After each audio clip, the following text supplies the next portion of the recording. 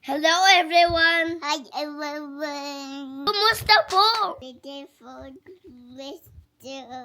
Today we're going to talk about things you should know about Daddy lost.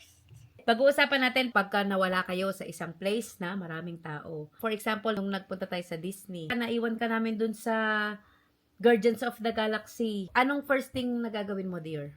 Call your name po. Yes. Don't shout mama kasi maraming titingin sa yung mama. Lahat ng mama doon titingin sa iyo. So what are you going to shout? Short for mama's first name. Nana!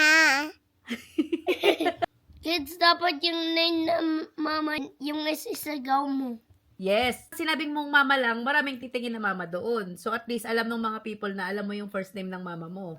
And you need to know mama's. Mama's phone number. Yes, that's right. You need to memorize mama and daddy's phone number. And who do you ask for help? Kailangan ma-recognize mo yung mga safe strangers. Those are the adults that can help you when you get lost. Police officer, security guard. Mada staff yung place na yun? Yes. Yung mga nakawear ng uniform. Tapos yung may mga badge, may mga name tags. Doon ka lalapit pagka nawala ka. Okay? Mama made you. Smells good daw. When you see a staff, a security guard, or a police officer, what are you going to tell them? Hi, my name is Dior and I am lost. I need help finding my mama. Tapos, isa pa, sa safe strangers, always look for a mom with child. Kita ka ng family, tas meron silang child. Yun ang pwede mong tanungin ng help. Okay. Pag nawala ka, are you going to live dun sa place na nawala ka? I will stay there po. What if someone ask you, "You're lost? I know your mom. Come with me. Halika, puntahan natin mama mo. Sasama ka?" No po. Bakit? Kasi stranger yun. As he or she can take me somewhere else. Yes, so stay lang doon, okay? Pag nakakita ka may dumaan na mom with child, then you can ask for help, okay? If someone ask you to go somewhere else, Ella, sama ka sa akin, hanapin natin si mama mo. Sasama ka?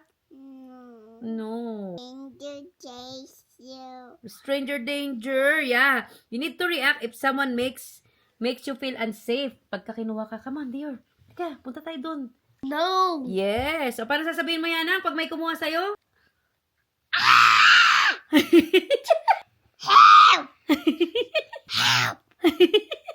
We teach this sa mga kids to keep you safe, calm, and confident pagka nawala ka. Iiyak ka ba pag nawala ka? Yes po. It's normal to cry kasi scared ka di ba? Nawala ka. Pero, one thing in mind, calm mo yung self mo. Then ask for help. Don't go anywhere else.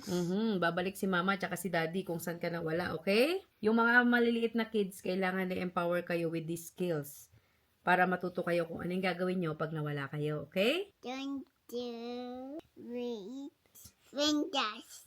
Kids, hope you learned something new today. Thank you so much for watching. Be safe. Safe. Bye.